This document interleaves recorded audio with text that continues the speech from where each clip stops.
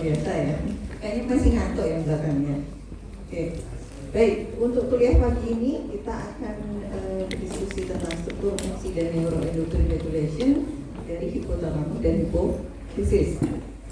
Untuk dari Departemen Histologi ada Dr. Anda Dewayani, kemudian dari Fisiologi saya Ratna, kemudian nanti ada dari Departemen Saraf dari Dr. Rusdi ya.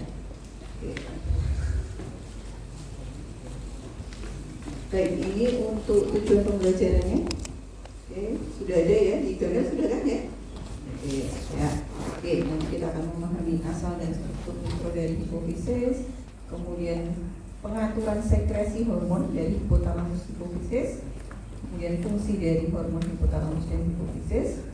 Kemudian untuk yang neurologi nanti memahami tentang korelasi klinis ya dari neurologis dari organ anatomis dengan temuan defisit dan penyakit penyerta maupun nanti penawaran klinis ya yang terkait dengan hipotalamus dan hipofisis ya nanti yang akan ditemui di setting klinis gitu ya.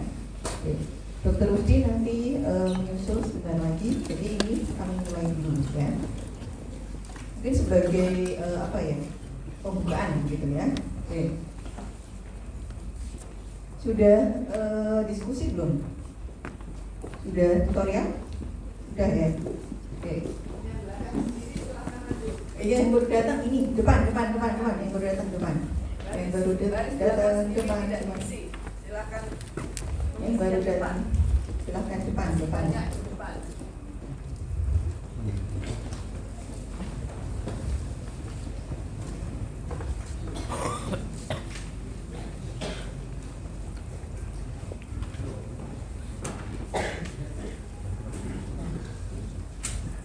Oke, ya. Baik. Ini adalah hipotalamus. Nah, apa saja yang bisa mempengaruhi hipotalamus ya, baik itu dari pikiran ya, sedih maupun menyenangkan, itu nanti akan berpengaruh. Kemudian sinyal nyeri ya, nyeri itu baik dari mana-mana ya, dari seluruh tubuh itu akan mempengaruhi hipotalamus juga. Kemudian bau menyenangkan atau tidak, ini juga akan mempengaruhi.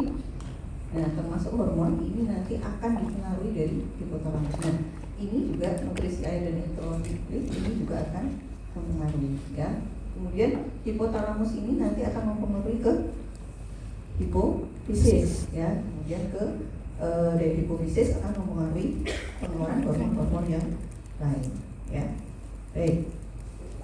Ini dari kan dilanjutkan dari depan ya. Ya, terima kasih Dr. Ratna. Jadi ini kita akan mulai dulu. Ini di 1.5 sudah ya?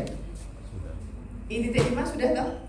Kemarin saya mendengar kabar katanya sudah. Jadi ini kita hanya mengulang saja ya secara sepintas. Jadi ini dikatakan bahwa hipofisis atau mungkin kalau di buku tulisannya pituitary gland itu dia ada di dasar dari otak kita. Dia ada di area tertentu yang namanya sela tursika. Ya di sana tempatnya dia memang khusus di sana. Jadi ada cekungan khusus di mana dia bisa itu. Bab yang baru datang baris belakang sendiri memang dikosongkan. Silahkan duduk di depan. Di sini masih banyak yang kosong. Silahkan. Baik. Hipofisis ini akan terhubung dengan hipotalamus pada manusia. Dia ukurannya tertentu seperti ini. Hipofisis sendiri nanti akan dibagi menjadi dua lobus utama yang kita kenal dengan lobus anterior dan lobus posterior, walaupun nanti kita akan punya istilah-istilah yang berbeda untuk itu. Jadi untuk dari secara anatominya lobusnya ada lobus anterior dan lobus posterior. Ini kita punya gambaran ini untuk yang jaringan segarnya, dan yang sebelah kiri ini mungkin hasil dari MRI ya. Yang jelas di sini si hipofisis itu berada di bawahnya chiasma opticus di sini. Chiasma opticus sendiri ada di bawah ini ada di apa ini? Kemarin kalau sudah saya kemarin sempat diskusi dengan dosen anatomi itu sudah harusnya ada di bisa jawab. Ada yang tahu? Ventriculus tertius. Apa? Ventriculus tertius. Oke. Ya. Jadi itu ada yang sudah di depan bisa jawab. Mas, dijawab yang keras, punya nggak dengar? Ventriculus tertius. Ventriculus tertius. Kadang-kadang third ventricle, ya. Oke. Nah, ini nanti kita akan bicara mengenai hipotalamus dan hipofisis karena hipofisis itu tidak bisa bekerja tanpa hipotalamus, jadi akhirnya dua-duanya harus kita kerjakan ya. Untuk yang bagian posterior sendiri, ini kita punya yang namanya infundibular stalk dan juga pars nervosa. Sedangkan untuk yang anterior ini kita kenal dengan ada beberapa area, ada pars puberalis, ada pars intermedia, dan pars distalis. Secara embriologi, lagi-lagi katanya ini sudah ya.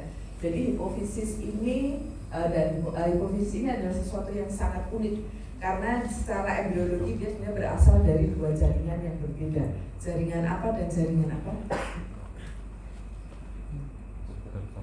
Jaringan apa dan jaringan apa? Dia terjadi pada minggu ketiga sampai minggu keempat kehamilan. Jadi di sini ada kantung trachea, ini adalah dasar dari mulut oral naik gitu. Terus dia ketemu dengan ini yang dari di encephalon. Jadi oleh karena itu mengapa nanti yang bagian belakang ini sebetulnya disebut pars nervosa karena memang dia berasal dari jaringan saraf. Sedangkan yang bawah ini nanti kita sebut sebagai adenos dan something karena dia memang berasal dari glandula. Asalnya adalah dari epitelium ya. Jadi dia memang berasal dari dua jaringan yang berbeda, tapi nanti dia menjadi satu struktur yang sama. Jadi nanti ada bisa lihat di sini bagian dari tuban neuralis ini akan menjadi lobus posterior atau kita sebut sebagai neurohipofisis. Sedangkan bagian dari epitelium cavum oris itu akan naik ya, di sini ada kantung trachea, itu akan berkembang menjadi lobus anterior atau yang sering kita sebut sebagai adenohipofisis. Jadi mungkin nanti ke belakang kita mungkin tidak akan bilang lobus posterior, lobus anterior, tapi mungkin neurohipofisis atau adenohipofisis. Nah, ini secara histologi struktur dari hipofisis sendiri ya. Ini tadi kita katakan neurohipofisis, ini berarti yang mana? Yang pas, oke yang posterior ya. Jadi ini adalah pars nervosa, areanya di sini. Kemudian ada IS di sana adalah infundibular stalk atau yang kita di histologi sudah mencoba memakai nominasi histologika, istilahnya adalah truncus infundibularis. Ya. Kemudian untuk adenohipofisis ini yang anterior, kita punya pars distalis yang paling besar. Di sini dikatakan dia 75%. Kemudian ada pars intermedia, jadi dia ada di antaranya, dan juga ada pars tuberalis. Ya. Sayangnya besok kalau praktikum kelihatannya kita tidak akan melihat hipofisis ini karena terus terang untuk mendapatkannya cukup sulit. Begitu dokter sulit atau mudah? Yang foto susah. Oke, jadi kita akan lihat dulu yang pertama hubungan antara hipofisis posterior atau neurohipofisis dengan hipotalamus. Oke, ini adalah penampang dari hipotalamus. Yang di sebelah kiri ini adalah penampang transversal, ya transverse, sehingga adik akan bisa melihat pasangan di kanan dan kiri, nanti bisa dipelajari sendiri.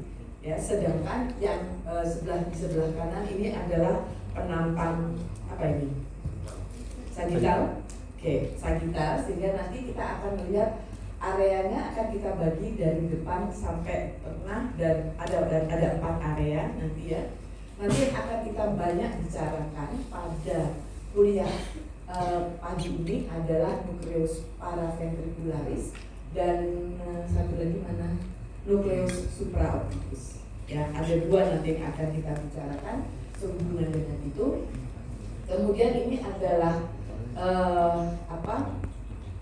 tabel untuk menjelaskan area-areanya di mana kita membagi anterior hipotalamus dan posterior hipotalamus. Lalu seperti saya katakan nanti kita akan membagi lagi menjadi 4 area yang berbeda. Tapi paling tidak di sini ada yang membagi juga menjadi 2. Ya, jadi ini ada yang bisa membaca sendiri. Ini nukleusnya adalah nukleus paraventricularis. Fungsinya adalah untuk apa dan demikian seterusnya. Ini masih bisa dibaca sendiri, ya. Nah, di sini tadi kalau kita lihat terus hipotalamus hypophysialis Ini ada dua soma neuron yang utama yang akan kita bicarakan. Yang pertama adalah nukleus paraventricularis yang ada di sini dan nukleus supraopticus yang ada di sini. Ya. Mengapa? Karena nukleus paraventricularis nanti akan bertanggung jawab untuk produksi dari oksitosin, sedangkan nukleus supraopticus itu nanti akan bertanggung jawab untuk produksi dari antidiuretik hormon atau vasopresin. Nah, ini kira-kira gambarannya. Jadi adik-adik harus mengingat bahwa nanti kita akan membedakan di sini istilah sintesis dan sekresi. Karena mungkin selama ini adik-adik memakai istilah sintesis dan sekresi itu salah. Masalahnya pada kasus ini berbeda. Ya. Jadi sintesisnya nanti akan terjadi di hipotalamus, tetapi sekresinya ada di hipofisis, ya, posteriornya. Ya, jadi ini yang berbeda nanti di sini karena memang dikatakan bahwa hipofisis posterior ini dia menyimpan, kemudian dia akan melepaskan, mensekresikan, tetapi produksinya tidak terjadi di area itu, sedangkan terjadinya di hipotalamus. Sehingga kita punya gambaran ini. Ini adalah kira-kira gambaran dari neuron, ya. Adik-adik harus mengingat bahwa neuron itu panjang sekali, dan somanya bisa di mana, nanti aksonnya bisa ada di mana, gitu ya. Mungkin masih ingat yang kemarin ini 1,5 kan ya itu ya. Oke. Sehingga ini seperti yang kita katakan bahwa ini contohnya adalah untuk menghasilkan vasopresin, kebetulan di sini ya. Jadi untuk proses sintesis proteinnya diawali di sini, jadi mungkin dikatakan ada transkripsi dan lain-lain, itu semuanya terjadi pada area di hipotalamus, semuanya di sana. Ini dibuat garis dua panjang ini, garis dua seperti kilat ini. Ini untuk menunjukkan bahwa mereka perjalanannya panjang sekali, ya, tidak panjang banget. Jadi kalau digambar nanti bisa sampai tembus sampai bawah. Nah, yang jelas adalah bahwa ada dilihat di sini ada ini masih RNA, di sini masih matur RNA, di sini sudah berbentuk provasopresin, di sini provasopresin. Nah, vasopresinnya sendiri, artinya vasopresin AVP-nya itu adanya di sini di akson terminal yang berada di hipofisis posterior. Ya, sekali lagi mohon diingat, jadi area untuk sekresi dan area sintesisnya khusus untuk vasopresin dan oksitosin itu berada di area yang berbeda. Nah, tadi saya katakan tadi bahwa hipotalamus itu kita bagi menjadi 4 area. Ini adalah traktus hipotalamus hipofisialis. Sekali lagi sama seperti tadi, dari depan ke belakang, tetapi di sini ini dia membagi menjadi area-area. Yang dari belakang ini adalah area mamillari, ke depan ini tuberal, depannya lagi supraopticus, depannya lagi adalah preopticus. Dan kebetulan yang akan kita bicarakan dua nukleus tadi, nukleus paraventricularis dan satunya lagi apa tadi? Nukleus supraopticus, itu berada di supraopticus area. Ya, keduanya ada di sana. Dan ternyata ceritanya kurang lebih seperti ini. Tadi hampir sama seperti bahwa ini ada neuron magnocelularis yang mendapatkan stimulus dari parvocellular neuron yang yellow ini. Nah, di sini tadi seperti kita katakan proses sintesisnya terjadi di sini. Kemudian pada dendritic secretion nanti dia akan dijalankan, kemudian disimpan dan dilepaskan itu pada akson pada hipofisis posterior. Kemudian nanti pada saat dilepaskan akan langsung masuk ke sirkulasi darah, ya. Karena ini kan yang detail ya, jadi harus ingat. Nah, ternyata ini ada artikel yang memperlihatkan bahwa vasopresin dan oksitosin itu mempunyai efek yang berbeda pada jenis kelamin yang berbeda. Jadi di sini apabila kita anxious itu apa sih ya? Cemas, khawatir, sama-sama marah, ya. Itu kalau ada OT itu adalah oksitosin, itu pada lelaki itu ternyata akan mereduksi mereduksi untuk anxious dan angry-nya, sehingga dia setelah itu dia akan happy. Itu pada laki-laki. Tetapi ternyata pada perempuan, pada kondisi yang sama, sama-sama cemas, sama-sama marah, dengan adanya oksitosin itu ternyata tidak membuat dia menjadi bahagia atau happy. Ya naik tapi sedikit, jadi flat saja. Ya ini percobaannya kebetulan dicobakan pada tikus ya, Mas ya. Nah, tapi di sini saya nggak tahu tikus happy itu gimana ya. Kalau senyum itu apa terus kumisnya goyang-goyang itu saya juga nggak tahu. Ya. Tetapi untuk vasopressin, ternyata vasopressin itu dia lebih untuk membuat menjadi justru lebih tidak bersemangat. Ya, karena di sini di gambar ini dia sama-sama happy ya antara laki-laki dan perempuan, tetapi efeknya sama. Kemudian semuanya menjadi sedih, mungkin gambar ini anxious, cemas ya. Ini hanya untuk menunjukkan bahwa dua hormon yang dihasilkan dari hipotalamus menuju ke posterior hipofisis ini mempunyai efek yang berbeda pada jenis kelamin yang berbeda, karena kita akan bicara banyak rasa-rasa yang lain. Nah, pada neurohipofisis berarti yang belakang ya, kita akan melihat adanya corpusculum neurosecretorium. Ini sebetulnya apa Mbak ini? Ini sebetulnya apa? Si corpusculum neurosecretorium ini. Kira-kira di gambar ini tadi yang mana? Ini. Jadi adalah tempat untuk penyimpanan hasilnya sebelum nanti akan disekresikan. Di luar itu kita juga akan punya yang namanya pituisitus. Ya, ini hampir sama seperti gliositus ya. Dan kita juga akan melihat banyak sekali vas kapilar, karena nanti kita tahu bahwa dari corpusculum neurosecretorium ini pada saat dilepaskan dia akan masuk menuju atau akan dialirkan ke seluruh tubuh melalui vas kapilar. Kira-kira begitu ya. Oke. Nah, ini adalah dua hormon lagi-lagi sebenarnya sudah kita sebut dari tadi, yaitu vasopressin dan oksitosin. Fungsinya nanti dilihat sendiri, yang memang dia dihasilkan atau sekresinya di hipotalamus, tetapi nanti sintesisnya di hipotalamus, tapi nanti disekresikan di neurohipofisis. Nah, ini selanjutnya adalah dari fisiologi. Saya persilakan dokter. Baik, melanjutkan ya, dari fisiologi kita akan belajar tentang mekanisme sekresinya, walaupun tadi memang sebagian sudah disampaikan ya.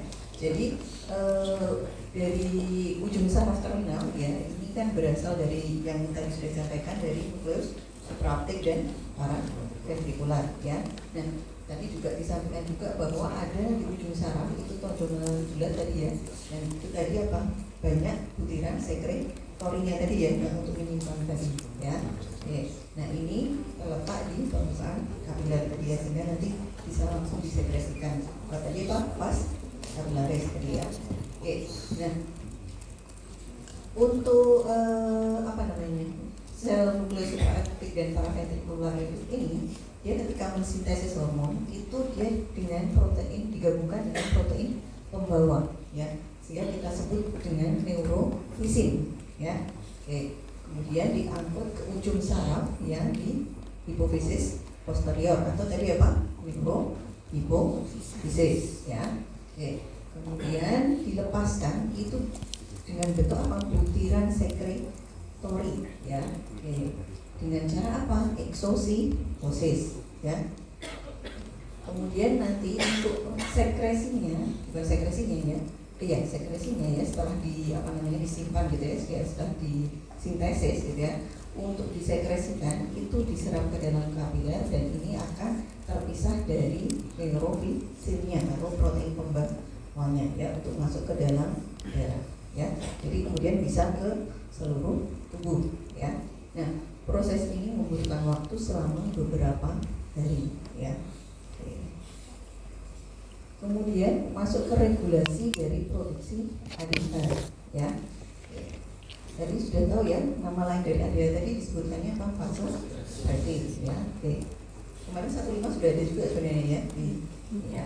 Oke, nah apa yang memicu sekresi dari ADH ini ya?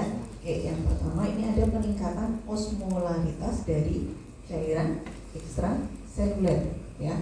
Oke, bagaimana caranya kok bisa itu memicu gitu ya? Oke, di dalam atau di dekat hipotalamus terdapat reseptor neuron ini yang kita sebut sebagai apa? Osmoreseptor ya. Dia peka terhadap perubahan osmolaritas ya. Ketika cairan ekstraselulernya itu peka ya, maka cairan akan ditarik ya secara osmosis ya keluar dari sel osmoreseptor ya, sehingga ini nanti akan berkurang ukurannya ya selnya ini ya, sehingga akan membuat sinyal saraf ini ya ke hipotalamus ini ya, sehingga nanti akan disekresikan ADH ya. Karena apa? ADH nanti diuretik hormon, berarti dia akan mengurangi diuresis ya. Diharapkan apa? Nanti kalau diuresisnya berkurang, cairan akan ya banyak disimpan gitu ya, sehingga dari osmolaritasnya tinggi akan berkurang. Ini juga kemarin sudah disinggung juga di pengaturan cairan tubuh ya. Jadi caranya bagaimana ini hubungannya ya. Kemudian yang lain lagi ini adalah volume darah dan tekanan darah. Ini juga masuk ke regulasi tekanan darah ya. Ketika volume darah turun ya 15% sampai 25%, maka ini juga akan bisa meningkatkan sekretornya ya. Jadi nanti ada kenaikan darah, kenaikan tekanan darah, kemudian juga apa? Penurunan volume darah ya. Oke. Nah, untuk osmolaritas ini ya, sekitar 280 sampai 295 miliosmol ya. Dan nanti kalau misalnya ada peningkatan sekitar 1 sampai 2% ini sudah bisa meningkatkan pelepasan vasopresin ya. Oke. Ini ya untuk kadarnya nanti sekitar 0,5 sampai 2 mikrogram per mililiter ya. Oke, ini untuk mempertahankan osmolaritas urin ya. Oke. Kalau urinnya nanti di kisaran ya 1 sampai 3 liter per hari yang bisa kita keluarkan ya. Kalau dalam kondisi yang apa? Fisiologis ya, normal. Ini juga kemarin sudah dibahas di sistem urinari ya, bagaimana fungsinya ini keterkaitannya dengan apa? Glomerular filtration rate-nya ya nanti. Oke. Nah, kalau vasopressin ini ditekan, nanti osmolaritas dari urin ini akan menurun ya, nanti di bawah 100 miliosmol ya. Oke, nah ini akan terjadi yang namanya diuresis air bebas atau aquaresis ya. Dan nanti mendekati 800 sampai 1000 ml ya. Jadi nanti apa? Terjadi diuresis yang sangat banyak ya, sampai bisa sampai 18 liter ya. Gambarannya ini ya. Oke, kalau ada kenaikan osmolaritas di plasma ya, ini akan menyebabkan aktivasi dari osmoreseptor ya. Oke, nah ini juga akan apa? Memicu untuk rasa haus ya. Oke, diharapkan ketika kita minum nanti apa osmolaritasnya juga akan turun ya. Oke, nah ini kemudian juga ada sekresi dari vasopressin dan terjadi reabsorpsi dari air ya, sehingga diharapkan cairan akan meningkat. Tapi dari ginjalnya dikurangi apa? Ekskresi airnya ya. Jadi nanti urinnya lebih sedikit ya. Itu adalah yang ADH. Sekarang kita masuk ke yang oksitosin ya. Ini di blog 1.4 saya pernah menyinggung juga ya sedikit ya. Jadi bahwa oksitosin ini nanti pengaruhnya ke kontraksi dari miometrium ya di rahim ya, terus ya. Oke. Nah, pada persalinan oksitosin ini akan meningkat ya. Dia akan memicu kontraksi ya. Dan nanti akan juga terjadi stimulasi serviks ya. Dan ini juga akan diteruskan ke hipotalamus ya. sampai nanti sekresi oksitosin juga akan lebih meningkat. Ya, oke. Kemarin juga sudah saya sampaikan bahwa ada reganan, ya. Jadi reseptor reganan di uterus ya ketika ada kehamilan gitu ya. Nah, reseptor reganan itu akan terstimulasi sehingga nanti sampai juga ke hipotalamus dan oksitosin akan dikeluarkan, ya. Jadi nanti oksitosin ini akan semakin meningkat seiring dengan apa? Proses persalinan ya. Nanti jadi apa? Kontraksinya akan semakin kuat gitu ya. Durasinya semakin lama ya, sehingga bisa mendorong bayi untuk bisa lahir. Ya. Oke, itu fungsi oksitosin yang pertama ya. Yang kedua adalah untuk pengeluaran ASI ya. Kalau produksi ASI dengan hormon prolaktin ya. Nah, pengeluarannya ini oleh oksitosin ya. Stimulusnya oleh apa? Yaitu isapan dari bayi ya. Isapan dari bayi ini akan memberikan sinyal ya yang ditransmisikan melalui saraf sensorik sampai ke hipotalamus ya. Sehingga oksitosin akan disekresikan ya. Kemudian ketika sudah disekresikan, maka ASI akan bisa keluar ya. Oke, makanya kemudian dilakukan apa? Inisiasi menyusui dini ya.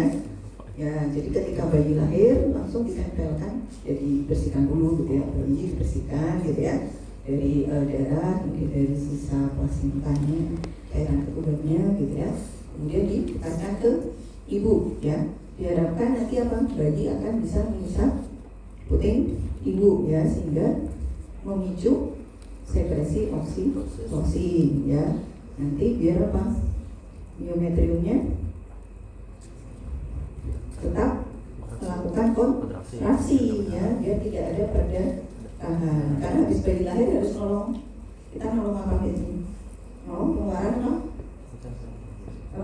Plasenta. Nah, itu masih butuh kontraksi dari rahimnya ya. Makanya kita harus melakukan itu inisiasi menyusui ya. Ya. Kalau plasentanya nanti belum lahir gitu ya, kita biasanya bantu gitu kan nanti ya, ada sedikit ya. Tapi kalau nanti kontraksi dari miometriumnya itu lemah gitu ya, nanti memang terjadi perdagangan ya. Jadi nanti biasanya jadi Antonia Peri ya, harus dioperasi. Oke. Baik, ini lanjutan dari oksitosin ya. Ini tadi yang dari oksitosin dari hipotalamus ya. Oke. Ini ya dari sintesis tadi ya sudah ya sebenarnya ya, dari neuron parvoselular dan makroselular ya. Kemudian untuk oksitosin ini juga bisa diproduksi di area otak lain ya, tetapi memang jauh lebih kecil ya. Oke. Di sini ada yang sinyalnya gitu ya, dari perikat gitu ya, mulai dari nutrien, leptin, insulin, nanti leptin sudah ya. Kemudian GLP-1, gastrik aferen gitu. Ini juga nanti akan bisa mempengaruhi energi balance ya. Oksitosin juga ini ya, nanti bisa mempengaruhi. Kemarin juga sudah hormon ini ya, hormon di sel-sel di gastrointestinal ya, itu kan ada yang mempengaruhi anti dari gastrik ya. Ini ternyata juga oksitosin akan berpengaruh di sana ya.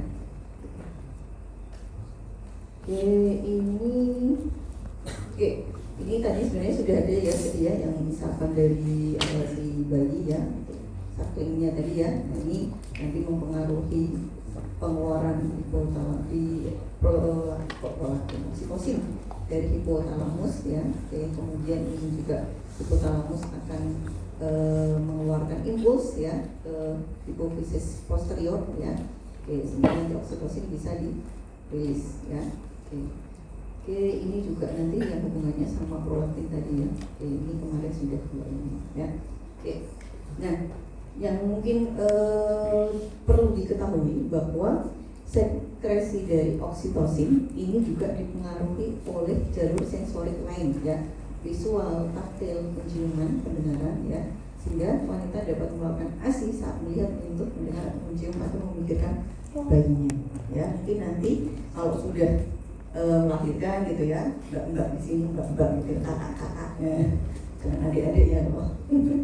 Oke, kalau nanti sudah melahirkan itu ya, kemudian waktunya menyusui gitu ya, membayang-bayangnya itu biasanya nanti bisa disekres, bisa keluar sendiri gitu ya, kayak asinya ya, karena kita kepikiran dari si bayi, apalagi dalam durasi lama kita tidak menyusui gitu ya, nanti biasanya bisa keluar sendiri ya, karena ada ini jalur sensoriknya ya. Oke. Nah, kita masuk ke degradasi ya. Nah, untuk oksitosin ini didegradasi oleh aminopeptidase ya, yang diekspresikan oleh tipe sel yang berbeda, termasuk di sini adiposit dan leukosit ya. Oke, kemudian untuk degradasinya ini dipengaruhi oleh status metabolisme ya. Untuk penurunan konsentrasi oksitosin di perifer ini dikaitkan dengan peningkatan aktivitas dari oksitosinase dari hati dan jaringan nadi pusat ya. Jadi nanti didegradasi oleh aminopeptidase dan oksitosinase ya. Oke, untuk yang ADH ya, ini bersirkulasi sebagai peptida bebas ya, dan mudah berdifusi ke ruang cairan ekstra selulernya, sehingga nanti mudah juga diminta metabolisme ya. Oke, untuk waktu pakoplasmanya itu sekitar 24 menit ya, dengan durasi antidiuresis setelah pemberian atau pelepasan hormon ya. Jadi setelah dilepaskan itu kira 24 menit yang dia akan didegradasi. Baik, ini untuk hipofisis embryo. Baik, sekarang tadi kita melihat hubungan hipotalamus dengan neuron hipofisis. Sekarang kita pindah. Yang akan kita bicarakan sekarang adalah hubungan antara hipofisis anterior atau adenohipofisis dengan hipotalamus ya. Jadi tadi hipotalamus ke belakang, sekarang hipotalamus ke depan. Oke. Nah, ini yang berbeda yang perlu menjadi catatan di sini adalah kalau tadi adik-adik ingat, kalau tadi untuk yang posterior tadi kan sekresinya ada di hipotalamus, sintesisnya ada di hipotalamus, sekresinya ada di hipofisis. Nah, kalau yang adeno ini berbeda karena sekresinya, sintesis dan sekresinya ada di situ. Lalu apa fungsi hipotalamus di sini? Fungsi dari hipotalamus itu adalah menghasilkan hormon untuk menginduksi.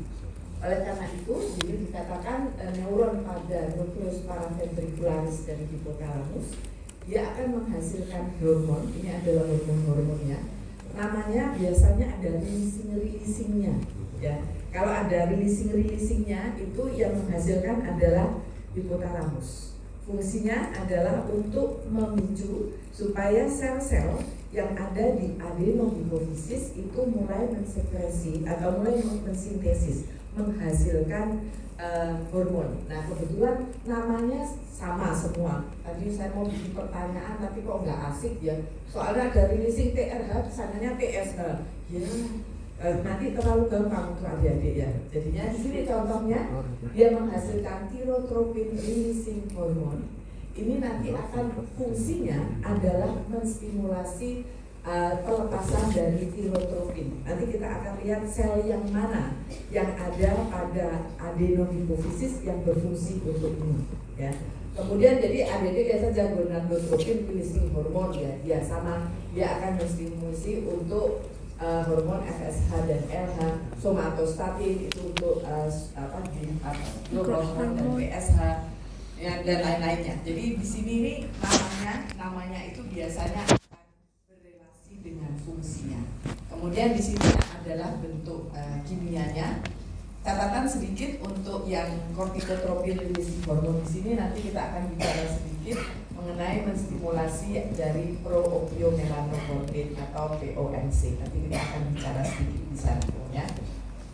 Di sini ada satu catatan di sini dopamin. Dopamin ini adalah yang lainnya itu sifatnya menginduksi, khusus untuk dopamin satu ini dia sifatnya adalah inhibitory ya, karena dopamin ini tercatat sebagai prolaktin inhibitory hormon, ya. Oke, nah ini bagaimana caranya si aliran darah dari hipotalamus hipofisis ini membawa hormon untuk mengatur sekresi sel di adenohipofisis. Nah, di sini tadi adik-adik sudah ada yang menyebutkan tadi ventriculus tertius, ya. Ini adalah ventriculus tertius. Seperti biasa kalau kita katakan sel-sel yang melapisi itu namanya ependymositus, kan? Tetapi untuk hal ini namanya bukan ependymositus, tapi namanya tanisitus, ya. Tanisitus ini adalah ependymositus khusus pada ventriculus tertius cerebri. Di sini dia mempunyai kemampuan untuk mendeteksi kecukupan nutrisi dengan cara bagaimana? Ini dia ujung-ujungnya itu menempel pada vas kapilar. Ya, jadi yang merah-merah ini ada yang merah-merah kan ya, merah-merahnya dia ujungnya ada di yang hijau ini adalah vas kapilar. Jadi nanti dia bisa mendeteksi kecukupan nutrisi dan kadar hormon perifer, sehingga nanti dia dapat mengatur berapa sih jumlah hormon dari hipotalamus yang perlu dikirim ke hipofisis. Caranya bagaimana? Di sini tertulis, ya. Ini dari di ujung prosesus tanisitus itu di dekat vas capillary fenestrata dia akan membesar. Karena membesar, bayangkan ada balon yang membesar itu, otomatis nanti diameter dari vas kapilarinya itu akan mengecil. Sehingga ini adalah cara untuk mengurangi. Jadi kalau dianggap bahwa sebetulnya di perifer itu cukup, nggak perlu banyak-banyak, tapi dari hipotalamus diproduksi, maka dia akan membesarkan jadi ujungnya supaya nanti tidak yang masuk ke hipofisis itu tidak terlalu banyak. Kemudian dikatakan bahwa tanisitus ini juga memiliki enzim yang bisa merusak hormon. Jadi hormon yang dihasilkan dari hipotalamus itu sebelum sampai ke hipofisis melalui tanisitus ini bisa dirusak karena berlebihan. Ya, oke. Nah, ini adalah sel-selnya karena histologi ya, jadi harus ketemu dengan sel-selnya. Kita punya banyak sekali sel, ya. Yang pertama kita lihat di sini sebetulnya ada dua golongan besar berdasarkan bagaimana dia sitoplasmanya itu menyerap atau menyerap warna atau tidak. Ya, yang pertama ini adalah yang kita kenal sebagai endokrinositus chromobus. Ya, chromophobus. Dari namanya phobus phobia itu biasanya takut. Jadi dia takut atas dengan warna-warna, sebetulnya prinsipnya dia tidak berwarna. Maka biasanya sitoplasmanya jernih, ini yang C. Jadi kelihatan nukleusnya tetapi sitoplasmanya jernih. Ini yang kita sebut sebagai endokrinositus chromophobus. Dikatakan bahwa tipe ini belum menghasilkan hormon atau baru saja menghasilkan hormon, sehingga dia tidak berwarna. Kemudian kita punya golongan yang lain yang dia chromophilus. Fili itu cinta, jadi dia mau menyerap warna. Nah, menyerap warna seperti biasa kita akan ada dua warna yang bersifat asam dan bersifat basa. Yang bersifat asam ini endokrinositus acidophilus, ya. Ini dia produknya adalah polipeptida. Kita punya dua macam, ya, ini yang AA semua ini karena kalau kita lihat sitoplasmanya berwarna merah tapi nggak merah banget, ya, dia bersifat acidophilus. Ini kita punya dua macam, ada endokrinositus somatotrophicus, jadi dia yang menghasilkan somatotropin atau growth hormone, dan juga endokrinositus lactotrophicus yang menghasilkan prolaktin. Itu termasuk di endokrinositus acidophilus. Golongan yang lain adalah endokrinositus basophilus. Dia akan menyerap warna-warna basah, dan di sini dia yang diproduksinya adalah bentuk glikoprotein. Ada 3 macam. Ada endokrinositus corticotrophicus yang menghasilkan ACTH dan LPH. Kemudian endokrinositus thyrotrophicus dia menghasilkan apa TSH itu? Thyroid hormon. Dia juga merupakan endokrinositus gonadotrophicus yang tadi menghasilkan FSH atau LH. Ya. Di sini catatan yang endokrinositospirotrophikus ini adalah yang paling sedikit, sedangkan yang somatotrophikus itu yang paling banyak di antara sel-sel yang ada di adenohipofisis pars digitalis. Nah, ternyata di bawah mikroskop elektron dikatakan di sini bahwa sel-sel pada adenohipofisis ini bisa dikenali berdasarkan granulanya. Dicontohkan ini yang SS ini, kalau yang S itu adalah somatotrofin, ya. Kemudian yang C itu adalah yang kortiko. Kemudian yang G itu ada yang gonadotrof, ya. Kemudian mana lagi? S, ya. S sudah, ya. S somatotrof sudah, C sudah, D sudah. Oke. Dari gambar sebelah kanan ini ternyata bisa dibedakan ukuran dari granulanya. Ternyata yang endokrinositus lactotrophikus itu granulanya ukurannya lebih besar dibandingkan dengan yang somatotrophikus, ya. Diameternya lebih kecil sekitar 200 sampai 350. Nah, ini adalah sekali lagi ringkasan. Adik-adik bisa lihat ada tulisannya di sini. Ya, yang dua ini somatotrof dan lactotrof ini adalah endokrinositus acidophilus. Sedangkan yang gonadotrof, thyrotrof, dan kortikotrof ini adalah endokrinositus basophilus. Ini totalnya di dalam adenohipofisis. Dan tadi saya katakan yang paling banyak adalah somatotrof. Di sini dikatakan 50%. Sedangkan yang paling sedikit itu adalah thyrotrof, ya, hanya 5% ada di adenohipofisis. Bisa dibaca apa yang diproduksi, kemudian apa fungsi utamanya, ya. Semua bisa dibaca sendiri. Nah, ini sedikit untuk memperlihatkan bahwa ACTH itu dibentuk dengan pemotongan dari POMC dan ternyata dia ada cara pengeluarannya yang sedikit berbeda. Ini adik-adik akan saya bawa ke area molekuler sedikit, ya. Di sini ini adalah ini gennya atau POMC-nya. Nanti kalau dia sudah jadi, ini ada gambar exon-exonnya gitu, ya. Ini ada pro ACTH, kemudian dia akan dipotong lagi menjadi 3 bagian utama ini. Nah, ternyata yang akan di sini kalau kita lihat yang POMC ini dihasilkan, ini ada yang secara konstitutif. Artinya dia akan dilepaskan kapan saja, tidak ada aturannya. Tetapi ada juga yang dikatakan regulated. Regulated di sini dia tidak langsung dilepaskan, tetapi ada proses yang tadi saya katakan di sini, ada proses penambahan dan pengurangan atau pemotongan. Sehingga kalau kita lihat di sini akan sedikit berbeda dari sama-sama POMC ini. Kalau dia dilepaskan di hipotalamus atau di kulit, itu yang dia hasilkan akan berbeda dengan kalau dihasilkan di anterior hipofisis anterior atau di adenohipofisis, berbeda. Ya, padahal ini mungkin selnya sama, tetapi kalau lokasinya ada di hipotalamus atau kulit, dan kalau sel itu berada di adenohipofisis, itu dia bisa menghasilkan sesuatu yang berbeda. Ya, ini hanya prinsip, hanya gambaran saja yang bisa saya berikan pada adik-adik, ya. Jadi nanti dia bisa saja berasal dari satu gen yang sama menghasilkan potongan protein yang nanti dia harus dipotong-potong lebih lanjut. Mungkin sudah pernah ya kuliah ada kan pemotongan dari kalau peptida sudah jadi itu nggak langsung dipakai tapi dipotong-potong dulu supaya dia baru bersifat fungsional. Nah, dari tadi kita sudah bicara mengenai 5 hormon ini terus menerus. Saya kira adik-adik sudah sampai bosan, sampai hafal banget, ya. Sehingga nanti kalau ujian itu di luar kepala. Di luar kepala itu di luar kepala, ya. Di luar kepala. Jadi saya nggak ingat karena ada di luar kepala. Oke, kita akan bicara sedikit mengenai karena tadi kan kita bicara dari tadi itu pars distalisnya, ya, yang 75%. Kita harus bicara juga pas intermedianya di sini.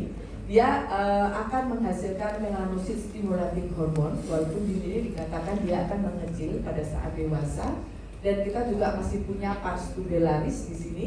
Selnya ini memiliki reseptor melatonin. Mohon dibedakan melatonin dan melanin, ya. Itu dua hal yang berbeda, jangan disamakan. dan nanti sinyal ke hipotalamus dan hipofisis. Melatonin itu urusannya untuk apa sih?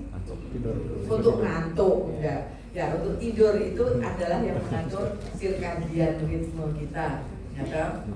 Oke, yang itu bagi kerasa kalau pernah keluar negeri di sana jet lag gitu deh, ini hubungannya dengan melatonin.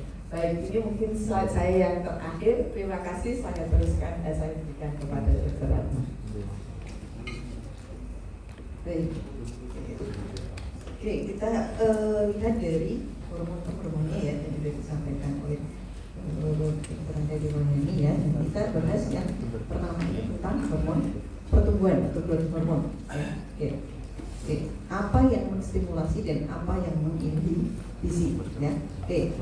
Ya, nanti silakan dilihat ya ini ya dari tabel ini ya. Nah, salah satunya untuk yang stimulasi adalah growth hormone releasing hormone ya, GHRH ya. Kemudian yang inhibisi adalah growth hormone inhibitory hormone atau nama lainnya somatostatin ya. Oke, bisa dilihat di sini bahwa ada hal-hal yang itu ternyata nanti meningkatkan dari plasma growth hormone ya. Ini kalau misalnya terjadi defisiensi protein ya, di kwashiorkor ini ternyata dicek pada anak yang malam itu ya, ini ada kenaikan plasma growth hormone ya. Kemudian kalau sudah di treatment gitu ya, treatment karbohidrat ya, itu dia tidak akan menurun ya, tetapi kalau sudah ditreatmentnya dengan protein ya, dia akan turun ya. Kemudian treatment dengan protein dalam jangka waktu lama dia akan juga turun ya. Oke. Nah, makanya penting di sini bahwa protein itu dibutuhkan untuk pertumbuhan ya. Biasanya kan kalau orang dulu itu makan itu ya nasinya yang banyak gitu ya, kemudian lauknya sedikit gitu ya. Ternyata itu untuk mendukung pertumbuhan anak itu kurang ya. Jadi sekarang itu lebih diarahkan apa nanti ke kebutuhan protein ya. Kayak kemarin apa ada yang sempat ramai itu apa? Stunting ya. Nah itu nanti kaitannya dengan itu ya. Makanya pada stunting itu tidak hanya kemudian di difokuskan pada kebutuhan karbohidrat ya, tapi protein ya, agar apa pertumbuhan dari si anak bisa terkejar nanti ya di stunting ya. Oke, kemudian ini sekresi growth hormone berdasarkan jam ini ya, jam tubuh gitu ya. Jam di dalam tubuh itu jam mempengaruhi gitu ya. Oke, ini pada 8 AM gitu ya. Oke, kemudian 12 AM, nah ini tinggi ya. Oke, kemudian nanti turun lagi sore hari ya, kemudian malam naik sedikit sampai nanti midnight itu naik lagi, kemudian tuh turun ya. Nah, untuk growth hormone fungsinya ini ya meningkatkan protein tubuh, mengurangi simpanan lemak, menurunkan penggunaan karbohidrat ya. Oke, kita bisa lihat di skema yang ini ya. Oke, ini ya dari hipotalamus ya, ini adalah growth hormone releasing hormone neuron ya. Dia akan mensekresikan ya, kemudian ke adenohipofisis ya. Untuk apa? Sekresi dari growth hormon ya. Di growth hormone ini akan sampai kemana saja ini ya, ke seluruh tubuh ya. Yang pertama mana? Ke jaringan lemak ya. Jaringan lemak ini akan menurunkan uptake glukosa ya, kemudian menaikkan lipofisis ya. Oke, kemudian ini ke tulang ya. Oke, ke tulang nanti apa? Mulai dari meningkatkan uptake amino acid, protein sintesis, kemudian sampai nanti kan peningkatan kolagen dan apa? Jadi pertumbuhan tulangnya nanti ya, ke sel size dan jumlah dari sel tulangnya ya. Ini jadi nanti perannya adalah osteogenik dan kondrositik, selnya juga akan terpengaruh untuk jumlahnya ya. Kemudian pertumbuhan tulangnya akan bagus di sini ya. Oke, kemudian ini di jaringan otot ya. Oke, akan menurunkan uptake dari glukosa ya, kemudian menaikkan uptake asam amino dan menaikkan protein sintesis sehingga nanti pembentukan ke kotor ya. Jadi diharapkan nanti ototnya akan lebih terbentuk ya dengan jumlah growth hormone yang cukup ya. Nah, kemudian ini di liver atau di hepa ini akan ada IGF-1. Nah, ini akan membuat apa? Feedback negatif ya di hipotalamus ya, sehingga nanti akan bisa menurunkan sekresi dari growth hormone. Ya. Oke. Nah, untuk regulasi hormon pertumbuhan di sini ya, dikendalikan oleh dua faktor ya, nukleus aquata dan ventromedial. Ini akan mengeluarkan ya growth hormone, releasing hormone ya. Yang ini akan menyebabkan rasa kenyang pada keadaan hipoglikemik dan rasa lapar pada keadaan hipoglikemik ya. Kemudian neuron yang kedua ini juga periventricular, ini sekresinya somatostatin. Tadi apa somatostatin? Dia mengurangi ya. Kemudian ada hal lain yang bisa mempengaruhi yaitu emosi, stres, trauma ya. Ini akan membuat pelepasan katekolamin, dopamin, serotonin di hipotalamus yang dia meningkatkan laju dari sekresi growth hormone ya.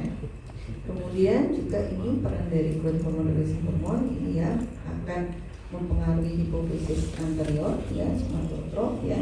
Ini menempel pada reseptor dan sel spesifik di permukaan uap dan nanti akan mengaktifkan sistem adenilasi fase. Ini secara seluler ya.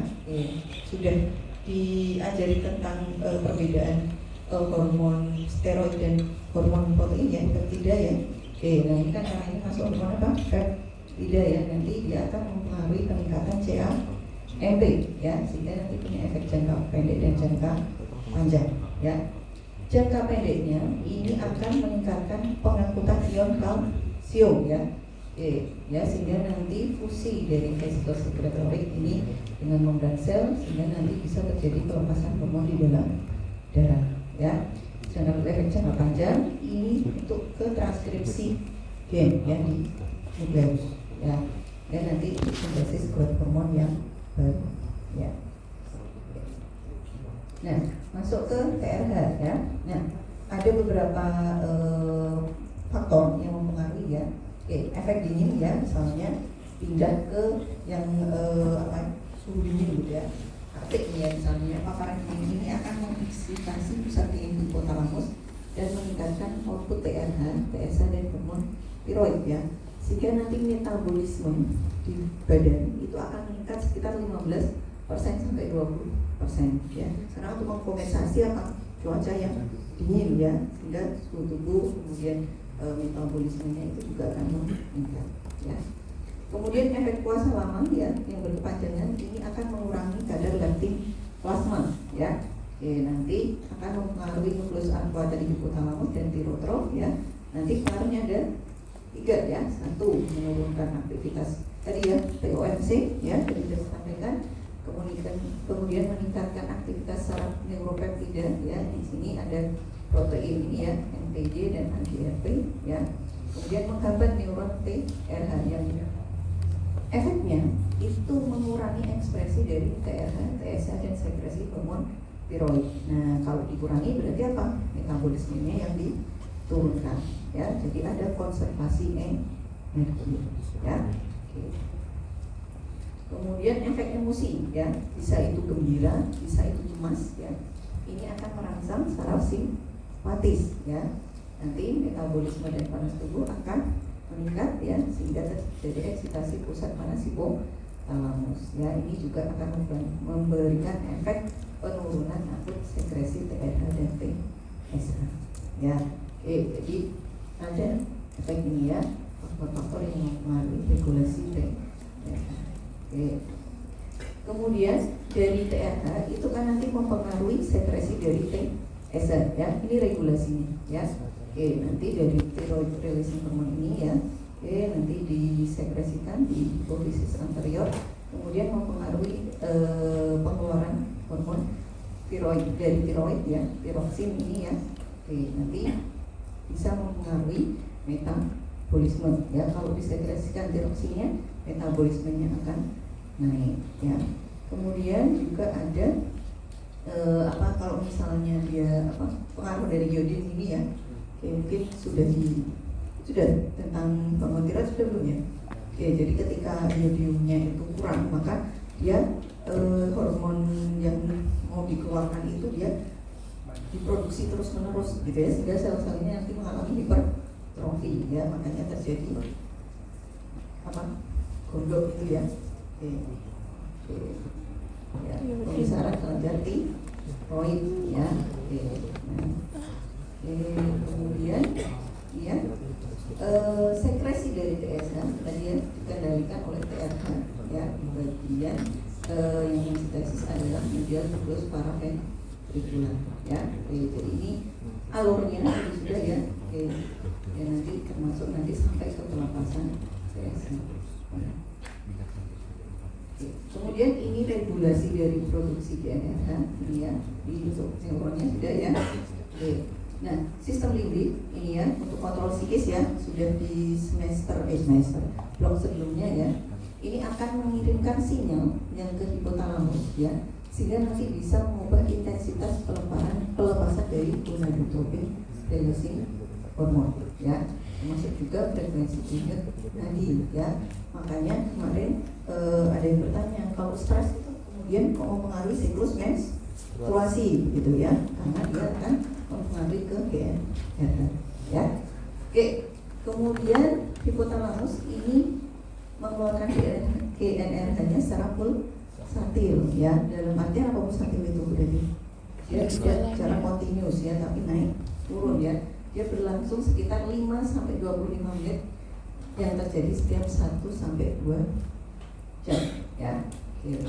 Nah, perbedaannya apa ketika sebelum pubertas? Kemarin juga di blog 14 sempat saya singgung ya, bahwa pada masa sebelum pubertas itu hipotalamus sangat peka terhadap hormon estrogen ya, sehingga kadar estrogen yang sedikit akan langsung memberikan feedback negatif ya, itu sebelum pubertas ya.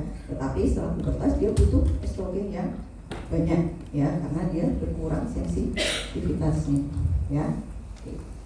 Makanya kenapa pada pubertas estrogennya naik, kemudian apa? Muncul ciri-ciri sekunder ya. Nah, kemudian juga ini ada pengaruh dari prolaktin. Ini terjadi pada ibu yang menyusui ya. Pada kondisi prolaktin yang tinggi ya, itu nanti akan terjadi pelepasan beta endorfin yang dia menghambat GNRH ya, sehingga dia feedback negatif ya.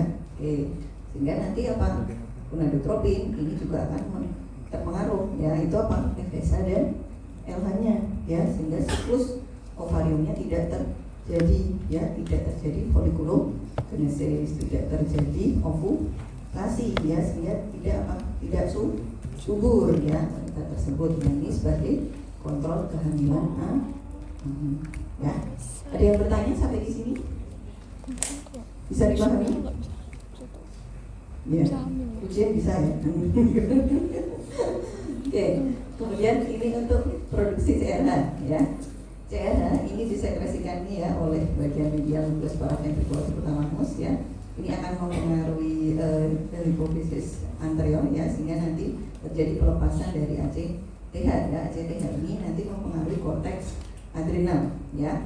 Oke, nanti terjadi pelepasan kortisol. Nah, kortisol ini bersifat lipofilik ya, sehingga bisa melintasi apa, BBB blood-brain barrier ya, sehingga nanti bisa menghambat CRH atau feedback negatif ya. Ini ya bisa dilihat teman-teman ya.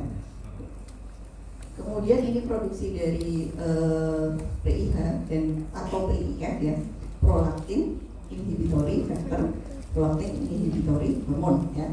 Oke. Salah satunya adalah dopamin ya, ini diproduksi oleh neuron dopamin tuberoin convolubular ya.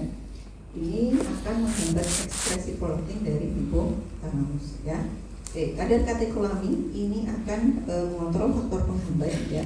Nanti akan keluar itu karena akibat dari impuls dopamin ya. Oke, jadi misalnya ada obat-obatan yang nanti menghambat dopamin, ini salah satunya dopamin ya.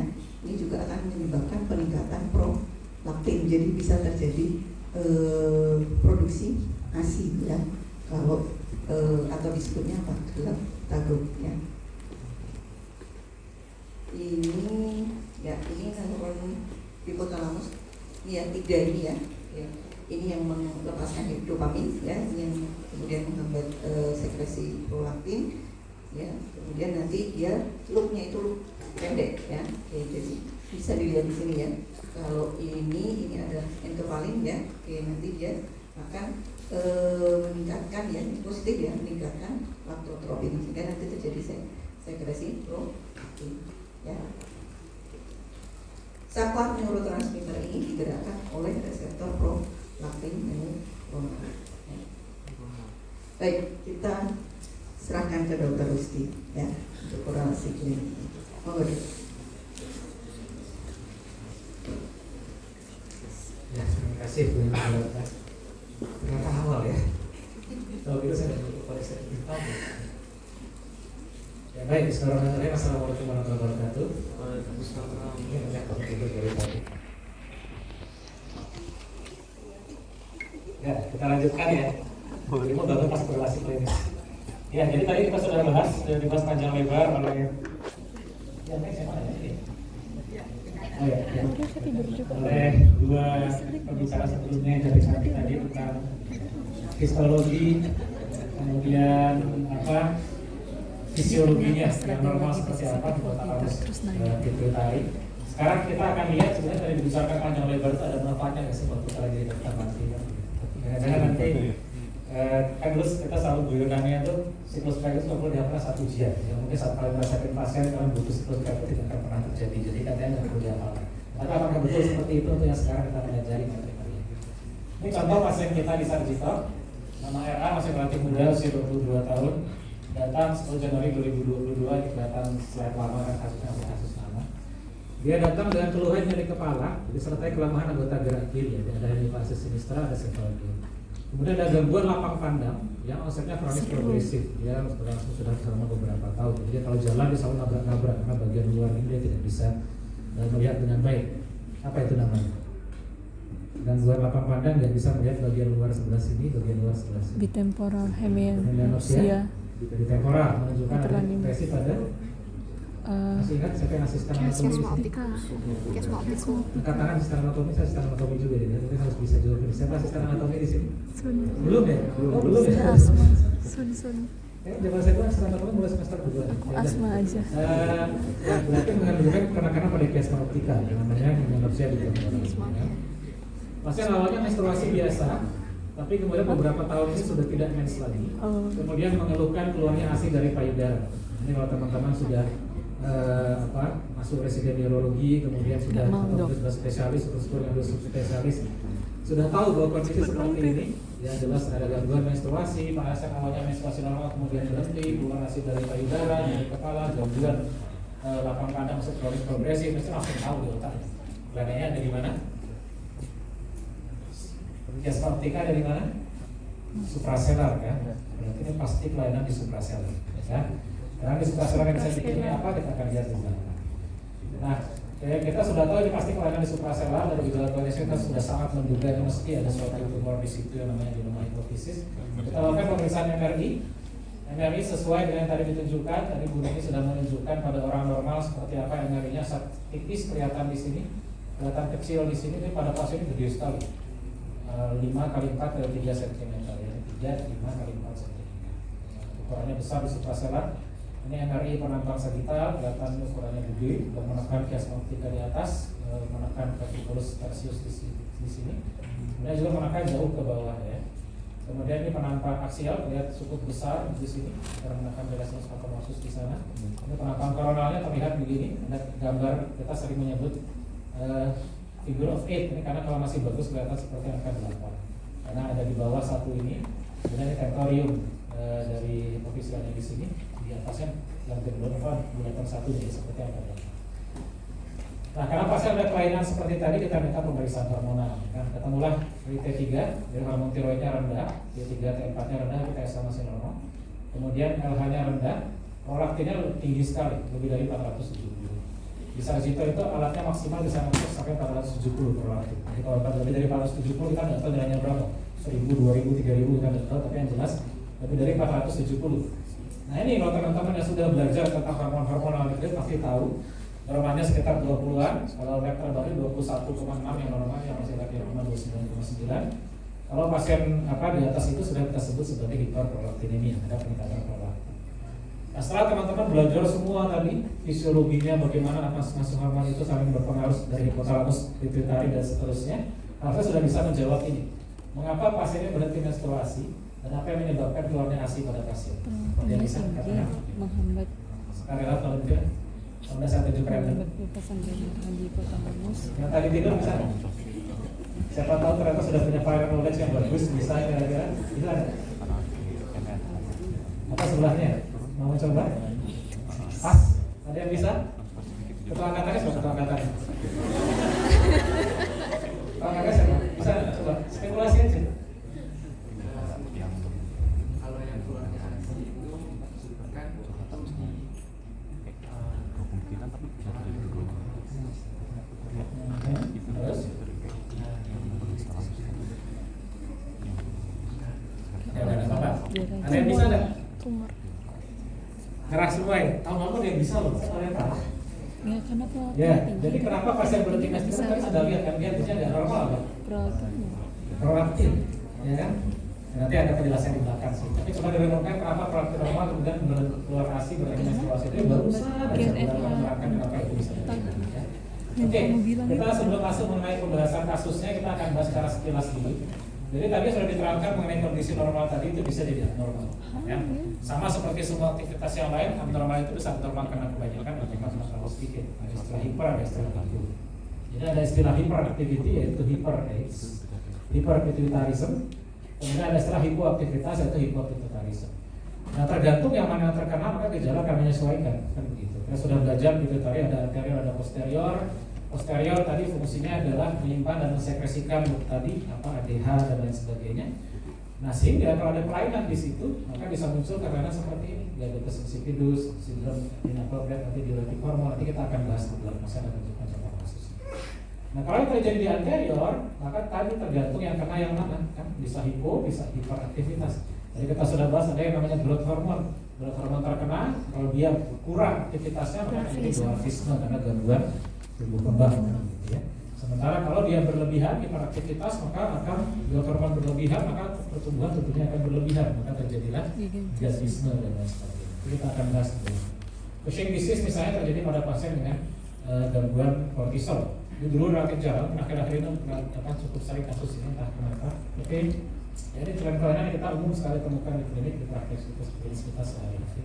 Tergantung kelainan anterior atau posterior yang terkena, tergantung hiper atau hipoaktivitas. Oke. Nah sehingga gejala-gejala klinis pada sindrom pituitari tadi itu bisa kita bagi seperti ini dan penyebabnya masing-masing. Ada yang kita sebut anterior pituitary syndrome, ya tadi kelainannya di anterior. Anterior kita sudah dengarkan ada namanya gonadotrof, ada namanya lactotrof, ada namanya somatotrof dan lain sebagainya. Kelainannya di situ, apapun yang terjadi kita sebut sebagai anterior pituitary syndrome. Hiperpituitari apabila sekresinya meningkat, ya, penyebab paling sering adalah adenoma functional. Jadi penyebab paling sering terjadinya hiperpituitarism di seluruh dunia termasuk di Indonesia adalah karena satu jenis tumor yang disebut dengan adenoma hipofisis atau adenoma pituitari yang sifatnya fungsional. Nah, adenoma hipofisis ada dua jenis yang memproduksi hormon kita sebut functioning adenoma dan tidak memproduksi hormon kita sebut sebagai non-functioning adenoma. Nah, kalau adenoma yang memproduksi hormon namanya functioning adenoma karena dia di pituitary anterior ya dia memproduksi hormon pituitary anterior dan GH, FS, PSH, T3, dan lain sebagainya sehingga peningkatan di situ namanya hiperpituitarism. Kalau yang penurunan namanya hipopituitarism. Penyebabnya apa? Paling sering juga sebenarnya tumor-tumoran juga. Cuma tumor yang sifatnya mendestruksi struktur di sana. Beda kalau adenoma jadi tumor, karena dia jadi tumor berarti saya tambah banyak, tambah gede, hormonnya meningkatkan begitu. Akses. Tapi saat kemudian ada tumor dari daerah lain, metastasis misalnya, tumor daerah lain masuk ke intrakranial, bersaraf di supraselar, mendestruksi struktur di situ, hormonnya turun, ya kan? Makanya terjadi hipopituitarism. Tapi kalau yang paling sering kita temukan di klinik, hipopituitarism terjadi pada ini, post surgery. Jadi pasien pasca operasi. Pasien pasca operasi nggak sadar-sadar kita cek natriumnya ternyata udah natriumnya 100, berapa 120, kita koreksi tidak bagus, bahkan makin turun. Kita cek ternyata dia oliguri, osmolitas darah kita cek osmolitasnya menurun, sudah jelas, siap kita akan bahas. Tapi itu paling sering kita temukan di klinik.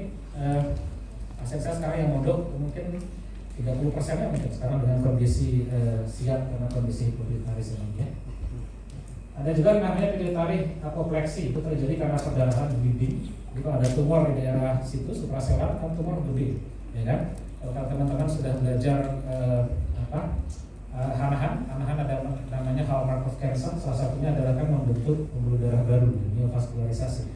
Tapi neovaskularisasi pembuluh darahnya rapuh, gampang pecah, maka terjadi perdarahan namanya pituitari apopleksi. Ini semua menyebabkan hipopituitaris. Nah, sementara kalau postural pituitary syndrome yang banyak ya SIAD sama diabetes insipidus. Ada satu lagi namanya sebenarnya cerebral spastic syndrome. Seperti ini istilah yang relatif kontroversial. Yang lebih umum adalah SIAD dan diabetes insipidus. SIAD itu berarti kelebihan ADH.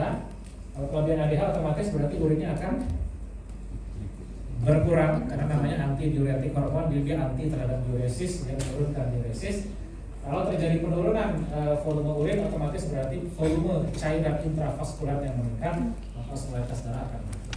Akibatnya karena darahnya terlalu encer, maka seluruh struktur dalam darah jadi encer kan. Natriumnya jadi turun, kalium turun, kalsium turun, semua hematokritnya turun dan lain. Atau bisa juga diabetes insipidus, ini lawannya dari sini. Kalau di sini ADH-nya berlebihan, ini ADH-nya kurang. Akibatnya apa yang terjadi? Air kencingnya, urinnya akan bertambah, namanya diabetes insipidus, kan? Kalau diabetes insipidus, maka sebaliknya darah atau volume cairan intravaskular akan menurun, jadi hemokonsentrasi. Hematokrit akan meningkat, hipernatremia, natriumnya akan naik dan lain sebagainya. Itu semua termasuk bagian dari posterior pituitaris syndrome. Nah, hipopituitaris kita sudah bahas tadi, ada definiasi pada satu atau lebih hormon. Kalau semuanya menurun, kita sebut sebagai panhipopituitarism. Sebenarnya pasien kita di depan ini sudah mulai bisa kita sebut sebagai pada beberapa ini. Tapi yang kan naik, tapi yang pada ini sudah ada penurunan pada beberapa jenis kasus. Dapat dibuatkan oleh kelainan pada hipofisisnya atau hipotalamusnya. Walaupun memang tadi saya sampaikan paling sering sih kita temukan pada hipofisis. Nah, hipotalamus kelainan di situ relatif jarang. Paling stroke, perdarahan kayak gitu. Tapi kalau pada hipofisis relatif lebih sering. Atau pada stapnya. Kalau pada saraf operasinya kena stop tuh, nah itu udah mimpi buruk buat neuroonkologinya itu. Pasti koreksi-koreksinya akan sangat susah pasca operasi. Oke, ini penyebab-penyebabnya. Non tumoral 50%, tumor hipofisis 43,6%, tumor eksternal pituitari 7,2%. Ini tadi ya. Kelainannya bisa di level hipotalamus, bisa di level pituitarinya. Pituitari saya sudah sampaikan paling banyak adalah risiko moral, yaitu pituitari adenoma. Atau bisa juga karena pembedahan dari biosiki yang mengakibatkan hormon-hormonnya kemudian menurun. Kemudian bisa juga hipotalamus, kelainan pada hipotalamus, misalnya efek tumor yang ada di situ, stroke ya, dan lain sebagainya. Jadi adenoma itu dia bisa mengakibatkan peningkatan penurunan hipofisis. Kalau tipenya functioning adenoma, dia memproduksi hormon, maka terjadi peningkatan hormon hipofisis. Tapi kalau dia tidak memproduksi hormon, berarti dia masa ada di situ tidak memproduksi hormon, maka dia akan menekan hipofisis yang normal, maka produksi hormonnya akan menurun. Nah, itu pada non functioning adenoma. Dia bisa double H. Ada gejala seperti ini, tadi sudah disarankan sedikit oleh pemberi materi sebelumnya. Tergantung hormon yang terkena. Kalau paling sering kita di klinik, paling sering adalah ini, prolaktin. Jadi peningkatan prolaktin karena adenoma hipofisis itu paling sering kita sebut sebagai lactotroph adenoma. Itu mayoritas 25-50% pasien dengan adenoma hipofisis kelainannya di situ. Ya, kelainannya apa yang terjadi? Tadi kita sudah sampaikan. Kalau prolaktin meningkat, otomatis pertama akan ada hambatan terhadap GnRH, maka otomatis fungsi seksual akan menurun, pasien akan mengalami antimenstruasi, tersebut sebagai amenorrhea. Kalau pasien sudah pernah menstruasi sebelumnya, namanya amenorrhea sekunder. Kalau sebelumnya belum pernah menstruasi, tapi tidak menstruasi, namanya amenorrhea primer. Ini adalah amenorrhea. Ya. Kemudian yang kedua, karena produksi prolaktin yang meningkat tadi, maka akan merasa membutuhkan ASI juga. Kemudian terjadilah namanya galaktorrhea, amenorrhea galaktorrhea syndrome istilahnya. Itu kalau peningkatan. Tapi kalau penurunan sebaliknya, ya tinggal dibalik saja tadi proses yang tadi terjadi. Karena prolaktinnya prolaktinnya menurun, otomatis berarti ASI-nya tidak keluar, ya kan? Jadi walaupun setelah melahirkan itu pasien tidak akan keluar ASI. Ya. Kalau growth hormone karena tadi fungsinya adalah untuk pertumbuhan. Kalau hipo terjadi pada anak-anak, maka tadi gagal pertumbuhan, dwarfisme, badannya pendek, kecil dan lain sebagainya. ACTH ini kalau dia berlebihan jadi Cushing syndrome, yang paling terkenal jadi Cushing syndrome, namanya susah. Tapi kalau dia rendah, maka terjadi ini otostatic hypotension syndrome. Jadi pasien kadang-kadang duduk berdiri beliau terus pingsan, duduk berdiri beliau terus pingsan. Besok segala macam semuanya normal, periksa hormon kortisol, kortisol bisa seperti kita periksa kortisol kita lucu, Gimana itu bisa? kita berapa 400.000. Nah ternyata kortisolnya rendah, berarti ya jangan-jangan otostatic hypotension oleh karena penurunan kortisol. Nausea, vomiting, anoreksia, weight loss dan lain-lain. Ini menurut gosip sering keluar di ujian, menurut gosip. Nah, kemudian TSH karena tadi dia turun, thyroid stimulating hormone dia turun, maka terjadilah hypothyroidism dengan gejala-gejala hypothyroid. Ingat kalau tiroid meningkat pasti akan kurus, dia tidak tahan panas dan lain sebagainya. Kalau hipo ya sebaliknya, tidak tahan dingin, pasiennya akan lebih gemuk dan lain-lainnya. Kemudian LH dan FSH make sense, kalau dia turun maka amenorrhea, gangguan fungsi seksual dan lain-lain. Ini lawannya hiperpituitarism, apabila terjadi peningkatan pada satu atau lebih hormon hipofisis. Paling sering tadi penyebabnya sudah saya sampaikan adalah functioning adenoma atau hormon secreting adenoma. Penyebab yang lain, hiperplasia adenoma jarang kita temukan, karsinoma adenoma hampir tidak pernah kita temukan. Dan ini beberapa jenis hormon itu juga bisa diproduksi oleh tumor-tumor lain. Pasien dengan non-small cell lung cancer (NSCLC) itu kadang-kadang ada juga peringatan hormon pituitari. Nah, ternyata dia bisa transfer juga oleh tumor itu. Cuma memang tidak sesignifikan kalau penyebabnya adalah adenoma hipofisis. Baik, tadi sudah saya sampaikan hipersekresi bisa karena pada hipofisis anterior, posterior atau pada hipotalamus. Oke. Nah ini tadi sudah kita sampaikan. Kalau ada pituitari adenoma ada terjadi hipersekresi, maka hipersekresinya apa? Gejalanya menyesuaikan. Kan begitu. Kalau tadi yang meningkat adalah ACTH, ACTH otomatis tadi jalurnya dia akan memproduksi apa? Nah dengan HP anaksis, ya kan? Jadi produksi produk akhirnya apa? Total produksi hormon mengibarkan pelepasan ACTH di pituitari, kemudian akan merangsang adrenal gland untuk menghasilkan kortisol, ya kan? Nah, di sini berarti otomatis akan terjadi peningkatan kortisol. Kita tidak bisa periksa ACTH di rumah sakit, tapi kita bisa periksa kortisol. Biasanya pada pasien-pasien dengan kecurigaan peningkatan ACTH, kita cek kortisolnya. Kalau kortisolnya ada peningkatan, berarti memang ada adenoma pituitari tipe yang secreting ACTH. Gejalanya seperti ini, central obesity, jadi pasiennya gemuk di sini, sama putihnya juga kan, tapi yang tapi ya central obesity, jadi perutnya kelihatan gemuk, dan perutnya top, gitu ya. Atrofi kulit, gampang mengalami bruising, ototnya mengecil, jadi otot-ototnya sini kecil, otot sini kecil, otot kaki kecil, perutnya gede. Itu kalau ketemu seperti itu di klinik, nah jangan-jangan dia ada peningkatan ACTH, peningkatan kortisol. Gejala psikiatrik dan lain-lain. Kita sebut sebagai Cushing disease, ya, terjadi pada usia 20-50 tahun, biasanya terjadi pada wanita. Kemudian growth hormone tadi sudah kita sampaikan, kalau dia meningkat pada anak-anak, karena anak-anak epiphyseal plate-nya belum nutup, otomatis dia tumbuh besar, jadi namanya gigantisme. Tapi kalau pada orang yang sudah dewasa, sudah terjadi penutupan epiphyseal plate, otomatis tidak ada lagi peningkatan menjadi badan gede begitu. Cuma otot-ototnya akan membesar, tulang-tulangnya akan membesar. Nah, sehingga karena tulang kranium membesar, jidatnya jadi lebar, bibirnya jadi lebar, kucingnya jadi lebar, ini jadi lebar. Karena tulang-tulang tangan kaki membesar, kelihatan gede, susah jalan karena ini kalau femorisnya jadi gede kan, sehingga tidak bisa bergerak di dalam acetabulimnya, sehingga masih jadi sulit untuk berjalan. Ini cukup sering juga kita temukan di beberapa hormon ini. Nah, tapi yang paling sering tetap ini prolaktin secreting ya. Jadi karena peningkatan prolaktin menurunkan seks hormon, irregular menstruation, amenorrhea. Biasanya kalau prolaktin meningkat 20-50 itu belum ada gejala klinis. Kalau meningkat sampai 50-100 itu biasanya sudah mulai ada amenorrhea atau menstruasi tidak teratur. Di atas 100 itu pasti amenorrhea itu di atas 100. Kemudian ini milky discharge from breast tadi prolaktin meningkat mengakibatkan produksi ASI pada pasien. Kalau pada laki-laki hipogonadism, ginecomastia, erectile dysfunction dan lain-lain.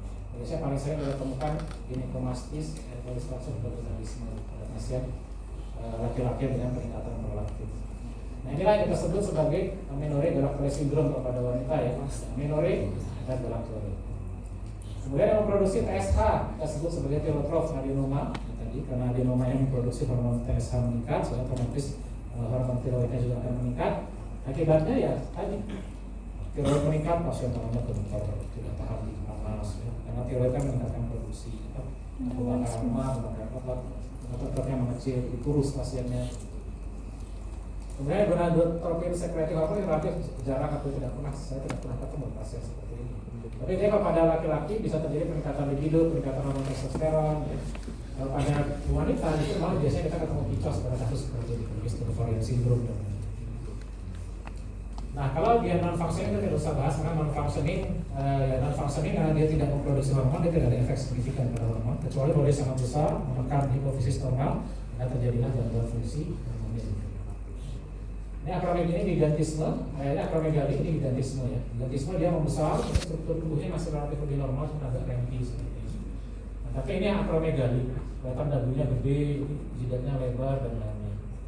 Kita ada satu pasien seperti ini, pasien tidak bisa jalan, kalau utamanya tidak bisa jalan. Waktu itu berobat semua dokter diagnosis ANP segala macam, nggak ketemu. Ketemu saya lah, soalnya itu gigantisme, maksudnya bisa jalan bukan karena kelainan di cervical, bukan karena kelainan di otak, jadi dia nyari brain, dia nyari spine, gitu aja, nggak kelihatan sesuatu yang signifikan. Tapi karena tadi, karena membesarnya otot-ototnya, jadi dia bergerak di dalam sendinya susah, maka dia tidak bisa jalan. Jadi ya ini kan harus bisa mengenali, tidak sampai pasien selama bertahun-tahun udah nggak bisa jalan baru datang ke kita. Jadi harus bisa early diagnosis untuk kasus seperti ini. Tadi ini ada perbedaan, silakan dibaca sendiri. Intinya adalah akromegaly terjadi pada orang dewasa, kelainan growth hormonnya, gigantisme terjadi pada anak-anak. Ini bisa dilihat facial feature-nya, eclipse, dan kemudian lebar dan sebagainya. Tapi tidak ada perbedaan terhadap tinggi badan dan lain sebagainya. Tapi kalau pada yang di sini oke, contoh kasus yang tadi kita sudah bahas tadi, dari MRI-nya jelas menunjukkan bahwa memang gangguan lapang pandangnya terjadi karena kompresi chiasmatica oleh karena penekanan dari tumornya itu. Kemudian dia mengalami menstruasi normal, kemudian setelah itu berhenti, kita sebut sebagai amenorrhea sekunder. Kemudian mengeluarkan koreksi dari payudara kita sebut sebagai galactorrhea. Nah, dengan hasil pemeriksaan prolaktinnya 470. Dengan gambaran MRI seperti ini, berarti dia menderita adenoma hipofisis tipe yang functioning, tipe yang functional adenoma hipofisis, yang dia meningkatkan dia memproduksi hormon, sekresi hormon prolaktin, kita sebut sebagai prolaktinoma. Nah, dengan gejalanya tadi sudah kita tunjukkan, pasien mengalami amenorrhea sekunder oleh karena inhibisi terhadap GnRH oleh prolaktinnya, kemudian terjadi penurunan ASI kita sebut sebagai amenorrhea galactorrhea syndrome. Pasien ini saya putuskan tidak dioperasi. Sebenarnya kalau pada penekanan pada chiasmatica itu sudah indikasi operasi sebenarnya. Cuma karena kita belum temukan papil atrofi, visusnya masih relatif bagus dan gangguan lapang pandang. Akhirnya saya putuskan saya berikan obat untuk menghambat menurunkan produksi prolaktin. Kita berikan obat golongan agonis dopamin. Jadi kalian dan teman-teman lihat bagaimana mekanismenya, karena dopamin juga berfungsi di hipotalamus. Ada dua jenis obatnya, bromokriptin sama cabergoline. Cabergoline lebih bagus dari bromokriptin, tapi karena di rumah sakit kita BPJS best medicine, yang masuk BPJS cuma bromokriptin, akhirnya kita pakai bromokriptin. Kita berikan pada pasien ini sekarang sudah 2 tahun lebih. Sekarang sudah tumornya sudah hilang, sudah tidak ada sisa tumornya lagi. Karena bromokriptin itu dia agonis glutamin, dia akan menurunkan prolaktinnya, sehingga otomatis dia akan mengakibatkan sel-sel medisnya akan mati, akan mengecil, sehingga tumornya dia akan hilang. Kalau sampai 2 tahun belum hilang, jadi dia setiap bulan kita cek prolaktin ulang, atau bromokriptin naik dosis sesuai kadar prolaktin. Tiap 6 bulan MRI ulang. Kalau sampai 2 tahun MRI masih ada tumornya, maka kita lakukan setelah aktif radiologi. Bisa itu protokol kita seperti itu. Sebenarnya seperti itu. Jadi ini intinya pasien sekarang sudah tidak ada tumor lagi, tumornya tumor sebesar ini. Karena kita tahu prolaktinnya meningkat, kita tahu kita berikan agonis dopamin, prolaktinnya akan turun, tumornya akan mengecil sendiri. Kita lakukan operasi, kita berikan bromokriptin. Sampai sekarang tumornya hilang, cuma sampai sekarang dia belum menstruasi. Tapi itu sudah tidak lagi galactorrhea. Kita periksa hormon-hormon penyebab utamanya karena memang tadi hormon-hormon seksualnya pun mulai mengalami penurunan, atau tumornya sudah terlalu besar. Sehingga fungsional normal hormonalisis itu sudah menurun. PSA LH, ini pemeriksaan yang lebih lanjut sudah menunjukkan penurunan signifikan pada semua hormon-hormon seksual. Kita rujuk ke oksigen untuk terapi hormonal. Tapi pasiennya gara-gara kuliah karena sibuk, karena tidak pernah lagi oksigen dan sepertinya mau tidak berminat untuk bisa menstruasi. Orang tuanya sangat lagi dong gitu ya, karena sih tidak terlalu rumit atau bisa. Oke, jelas nomornya sudah hilang, pandangan matanya sudah kembali normal, tidak ada gangguan terhadap Enggak aktivitas sih, fisik sakit di sih dia. Indonesia, sudah tetap bisa. Kok nggak menstruasi jiwanya? Alright, kita bicara yang kedua. Sih darah kotor. Tadi kita sudah bicara yang anterior, kita bicara yang posterior sekarang. Jadi yang paling sering kita temukan, tadi kita sudah bahas, kalau posterior ada dua kemungkinan yang paling sering, siap atau diabetes insipidus. Paling kita sering kita temukan siap. Siap itu ya intinya, ini kan namanya sindrom of inappropriate antidiuretic hormone. Berarti antidiuretic hormonnya inappropriate, dia berlebihan. Akibatnya apa? Akibatnya ekspresi air itu terganggu karena matiannya gitu. Sudah tunjukkan terangkat di awal tadi, oleh karena urinnya berkurang, otomatis volume intravaskularnya meningkat, maka terjadi penurunan osmolarity. Tersebut kondisi hiposmolar. Nah, hiponatremia yang terjadi pada kasus ini, itu terjadi karena kekentalan darahnya berkurang, karena darahnya jadi encer. Sehingga otomatis kadar natrium tidak berubah, tidak ada penurunan kadar natrium dalam darah. Tapi karena terlalu banyak volume darah di situ, maka saat kita periksa natriumnya jadi rendah. Ini penyebab paling sering dari SIAD. Penyebab paling sering penyebab utamanya ya biasalah tumor, kelainan intrakranial, psikosis, hemoragik perdarahan, massa, stroke, trauma kepala, itu semua bisa mengakibatkan. Beberapa jenis obat-obatan juga bisa, kita akan fokus ke daerah sini saja karena terkait dengan kondisi hipotalamus psikosis. Ini penjelasannya. Intinya kita akan fokus ke sini aja. Kita tidak akan bahas ini nanti di masuk.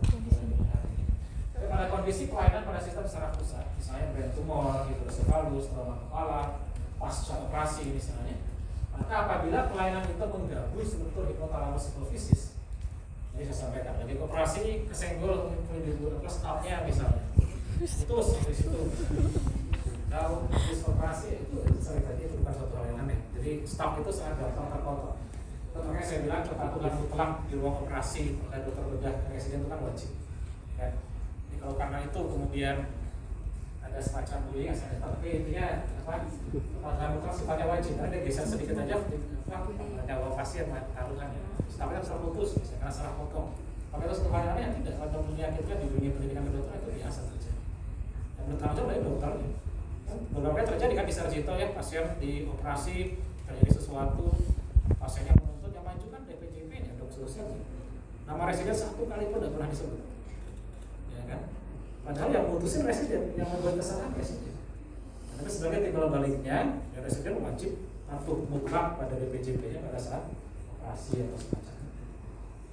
Kalau terjadi kesalahan, dia kesalahan pastinya meninggal kok. Kalau dikasih karena jaga satu malam apa ya salah?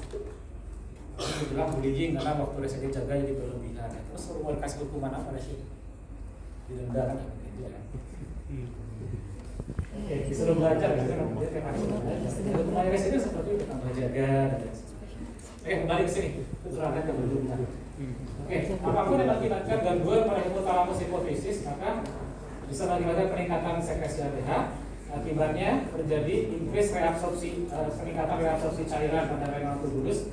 Ujung-ujungnya sampai ke bawah ini maka terjadilah uliguri, jadi urinnya akan berkurang sehingga volume intravaskular akan meningkat. Silakan dibaca. Sehingga ini tanda paling utamanya urin outputnya rendah, tanda-tanda hiponatremi. Karena yang paling menimbulkan gejala awal itu biasanya hiponatreminya. Letargi, apatis, disorientasi, kram, anoreksia, agitasi. Biasanya paling sering datangnya kita sudah dengan penurunan kesadaran seperti letargi, pasif tidak sadar, atau ya ngomong hanya disorientasi. Kalau sudah kurang dari 110, maka kalau teman-teman sudah kuliah 22.6 jelas belum ya. Kalau kurang dari 119, maka bisa terjadi epilepsi simptomatik, akut simptomatik seizure, karena pasien mengalami kejang atau berbagai. Oke, kita lihat contoh kasusnya ini Nyonya M, 44 tahun, masuk ke Sarjito tahun 2022 juga. Awalnya datang dengan keluhan pandangan kabur dari kepala kronis progresif, dilakukan MRI misal minimum supasel. Kemudian dilakukan pengangkatan tumor. Pasca operasi penurunan kesadaran ditemukan hiponatremi berat pada pemeriksaan. Ini tumornya. Ini kita meningioma. Ini tahu ini kita dari lihat sekitar sebelahnya bukan ada hipotesis ini meningioma. Tahunya dari mana silahkan nanti stase neurologi dulu atau residen semester kedua. Ini sudah tahu bahwa ini adalah meningioma. Ini bukan ada hipotesis ya. Ini ada ciri-cirinya jelas. Nah, karena dia meningioma otomatis tidak ada opsi untuk pemberian pengobatan, nanti harus operasi. Dan kemudian pasien dilakukan operasi. Beda dengan adenoma hipofisis masih bisa Harus residen dulu semester 3. maka pasien dilakukan operasi, salah satu sejawat dari tim neurologi kita. Operasi seperti biasa beda saraf, operasi menyelamat terus tidak biasa. Kemudian kita rawat, operasi turun kesadaran, kita cek ternyata natriumnya hiponatremia berat 114. Artinya masih ada tinggi 121. Kalau hormon yang lain, ya ada penurunan dari TSH, cuma TSH-nya masih lama. Nah, pertanyaan apa yang menyebabkan terjadi hiponatremia pada pasien? Siap. Kita sudah ulang 10 kali begini. Siapa yang bisa? Silakan. Siap. Kenapa pasien mengalami hiponatremia? Karena kelebihan insulin. Satu HS, siapa? Ada nggak? Iya. Satu HS, masih ada nggak HS sekarang? Masih. Masih ada satu HS seperti itu. Ada yang bisa? Kelebihan siap. Kelebihan insulin. Kenapa dari hiponatremia pada pasien? Kelebihan dia. Itu, yang bisa silakan. Gimana? Mau spekulasi? Silakan. Tidak apa-apa, salah juga. Misalnya ada kemungkinan Kelebihan misalnya ADH. misalnya ADH-nya meningkat, jadi kemungkinan dia itu kan nggak kencing, karena dia nggak kencing, osmolas darahnya otomatis akan menurun karena volume darah meningkat. Tapi kalau misalnya ada meningkat, dia apa namanya akan negasi banyak natrium sehingga hiponatremia. Ya. Bagian awalnya benar, bagian keduanya kurang tepat, tapi ada kotak kita kasih dengan itu bagus ya. Jadi kita akan lihat di belakang. Presiden. Jadi pasien ini kan ada meningioma di sini ya. Ini kalau teman-teman coba zoom lagi, hipofisisnya itu di bawah sini. Kemudian ini hipofisis, dia memang terkekang oleh meningioma dari bagian atas. Karena meningioma dari meninges, dia menekan hipofisisnya ke bawah. Sehingga pada saat dilakukan operasi di daerah sini, ini resiko cukup besar. Resiko mencederai hipofisis, resiko mencederai hipotalamus, atau mencederai infundibulary scarpnya tadi, namanya scarpnya bisa. Nah, pada pasien ini terjadi operasi mekanis pada hipofisis posterior dan pada scarpnya tadi itu. Akibatnya terjadi pelepasan ADH yang meningkat, jadi retensi cairan, pasien mengalami hipervolemi, kemudian terjadi hiponatremia kemudian. Jadi jawaban teman kalian tadi tahap awal ini sudah benar, terjadi peningkatan ADH. Akibatnya kalau menurut bahasa yang tadi pasien tidak kencing-kencing, kalau bahasa kita katakan dulu penurunan volume urin, ya begitu ya. Akibatnya retensi cairan hipervolemi, hiponatremia. Tidak ada pengeluaran natrium berlebihan di urin. Kalau terjadi pengeluaran natrium berlebihan di urin, kita sebut sebagai cerebral shortlisting syndrome atau CSVS. Tapi kalau tidak ada peningkatan, maka kita sebut sebagai siap. Nah itu makanya pada saat kita di klinik, pada pasien seperti itu pasti akan diminta pertama lakukan oleh tabung 24 jam, cek fraksi ekspresi natrium di urin dan darah, dan cek osmolaritas urin dan darah. Nah dengan data ini kita bisa memprediksi ini siap untuk CSVS atau diabetes insipidus. Ya. Pertama, kalau natrium darahnya turun misalnya seperti kasus ini, ya kan? Natrium 900 ini, kemudian kita periksa osmolaritas darah, kita periksa osmolaritas urin, kita temukan osmolaritas urinnya meningkat, osmolaritas darahnya menurun. Ya kan? Kemudian kita periksa natriumnya, ternyata natrium di dalam darah menurun, sementara natrium di urin ya biasa-biasa saja, tidak ada peningkatan signifikan. Kalau kita temukan kondisi seperti itu, maka jelas dia siap. Kenapa? Karena osmolaritas darah meningkat, ketika terjadi osmolaritas darah menurun, ketika tadi hiposmolaritas. Dan kenapa? Karena dia sangat encer darahnya tadi. Kita periksa urin di natrium, tidak ada masalah, tidak ada peningkatan signifikan pada urin di natrium. Tapi saat kita cek natrium dalam darah menurun signifikan, oleh karena terjadi peningkatan volume tadi itu, peningkatan volume medikasi. Nah sehingga pada kondisi seperti itu kita sebut sebagai siap. Nah kalau misalnya kita periksa kemudian ternyata urinnya jadi banyak, malah bukan berkurang, urinnya malah jadi banyak. Kemudian kita cek natrium dalam urin ternyata juga meningkat. Kita cek natrium dalam darah menurun. Kita cek osmolaritas darahnya ternyata meningkat, maka berarti dia CSVS. Karena terjadi pengeluaran yang berlebihan pada natrium di urin, natrium itu otomatis akan membawa cairan. Sehingga akibatnya terjadi pengeluaran urin yang banyak, akibatnya terjadi volumenya menurun, maka osmolaritas akan meningkat. Jadi hiperosmolar tersebut hipovolemi, hiperosmolar. Kondisi seperti itu kita sebut sebagai CSVS. Kenapa kita perlu tahu? Karena terapinya sangat berbeda, terapi CSVS sama SIA itu sangat berbeda. Itu di luar komunikasi kalian. Intinya dengan mengetahui mekanisme kerja ini kita bisa memprediksi kira-kira hiponatremia terjadi karena apa? Apakah karena pengeluaran di urin yang berlebihan, apakah karena memang peningkatan volume darah saja sehingga mengakibatkan natrium darahnya menurun. Nah, sehingga kalau kondisi seperti ini, jelas pasiennya mengalami SIA, maka yang kita lakukan adalah tadi kita sudah sepakat volume darahnya bagaimana? Meningkat, ya kan? Terjadi hipervolemik, hipoosmotik. Jadi kita lakukanlah kita kurangi volume cairan kita berikan ke pasien. Kita sebut sebagai restriksi cairan. Ya, kita kurangi cairannya, kita sampaikan instruksi kerja dalam ketik di sekarang email semua saat itu ya. Restriksi cairan 75% dari cairan keluar. Nanti tugas perawat atau residen kalau bisa situ untuk menghitung. Oh, volume cairan keluarnya 2000 cc per hari, berarti 80% dari 1000 cc 2000 berapa itu? 1600. Dia harus mengontrol semua makanan dan infus yang masuk maksimal sehari 1,6 liter. Besok kita lihat, semoga dengan begitu otomatis volume cairan intravaskular yang berkurang, natriumnya akan kembalinya. Kalau tidak naik-naik juga ya sudah kasih natrium. Kita berikan NaCl 3%. Itu nanti kalian akan banyak. Makanya kalau kita pernah lihat ini nggak YouTube-nya Glaucom Faker ya. Jadi kalau kalian buka YouTube ada namanya Dr. Glaucom Faker, itu seorang oftalmolog di Amerika yang sering memparodikan kehidupan residen medical student di rumah sakit. Nah, salah satu ada dia sering temukan di situ kan, if you master hiponatremia, you master medicine. Kalau kalian menguasai hiponatremia kan menguasai ilmu internal medicine. Karena ini jalur-jalurnya sangat panjang, membedakan CSOS, diagnosis sensitif, terapinya apa, pengobatan kemana, sangat cuma yang memang susah. Saya barusan dapat lihat barusan aja waktu di sini. Oke, pasien A tagihan BPJS sudah sekian juta, kalian cuma 5 juta, defisit rumah sakit 21 juta. Mau rencana selanjutnya berapa harus? Menurut saya kalau kita rumah sakit mengingat pasti sudah dikeluarkan BPJS sudah. Kalau dia siapnya tidak habis-habis, pasien kita koreksi natrium turun lagi, kita koreksi natrium turun lebih sekarang 120 sudah disuruh pulang meninggal lah pasien itu makanya. Tapi itu sering terjadi di rumah sakit dengan sama. Ya jelas yang terjadi kalau sistem pertahanan kesehatan dibuat. Jadi pasien masih fisik berat disuruh pulang, sudah dulu layak pulang. Itu sekali lagi curhatan yang tidak berubah. Oke, jadi sebagai kesimpulan, kelainan hipotalamus hipofisis dapat berupa hipopituitarisme maupun hiperpituitarisme. Karena dari gejala yang ditimbulkan tergantung pada bahan hormon yang terlihat, tapi mayoritas kelainan yang terjadi tidak disebabkan oleh karena adanya tumor di tubuh tersebut. Misalnya kemarin saya katakan adalah adenoma hipofisis, tapi yang paling sering lagi adalah adenoma hipofisis nomor kita sebut sebagai autotroph. Jadi saya begitu, ini ada diskusi semua pemerintah ini sama tahun ini nggak main. silakan. Kalau nggak ada diskusi tanya loh nanti. Silakan. Ada? Nggak ada? Sudah paham atau sudah begini saya? Kedua. Ada tambahan? Baik. Kalau sudah tidak ada lagi, sudah tidak ada pertanyaan, kita sudah tutup sampai di sini.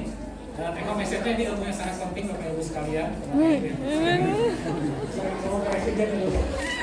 Ilmu yang sangat penting ada sekalian. Jadi ilmu yang kalian akan sangat sering temukan nanti di klinis, di hipotalamus pituitari, jadi mungkin di sana ada yang melakukan itu sangat aplikatif di klinis sekalian. Jadi seperti yang saya sampaikan tadi, kalau memang menguasai hiponatremia dengan menguasai medis.